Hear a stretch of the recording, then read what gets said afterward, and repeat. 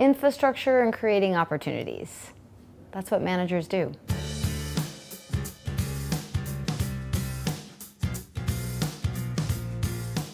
I think the most interesting thing about doing management is there's really no such thing as a typical day.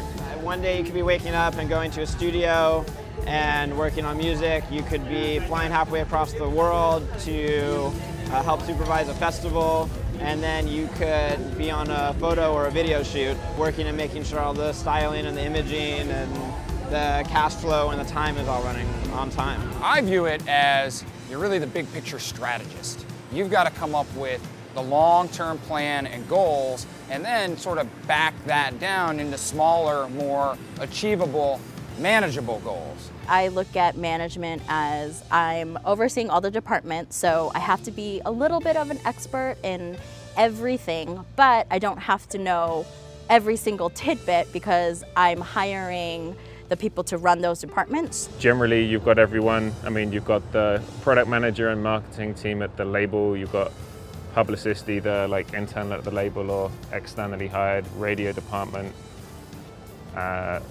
your publisher and your TV sync team. There's attorney. There's just like a whole host of people. And I guess as a manager, you're kind of just running point and making sure everyone's doing what they should be doing and everyone's communicating and kind of giving some directions that people aren't treading on other toes. The manager's connected to everybody. Like, we are the ones dealing with all the communication. The job of a manager is to supervise every single operation that happens in a band. If I'm doing my job right, we eliminate the problem before it happens. Being a manager is not something you can read a book and learn. You actually have to physically be in those situations and do everything. My entry was just like being a part of the community, like being involved. I think that's really important. Apply yourself, like become an intern, like dig in, and you might not get paid right away, but apply yourself. I think the most interesting thing about being a manager is that there's no one path that leads to it. Most people who I think are successful in management have a background and a history doing many other things. I would definitely suggest do not take on 100 bands. Like, find a few or one and focus on it.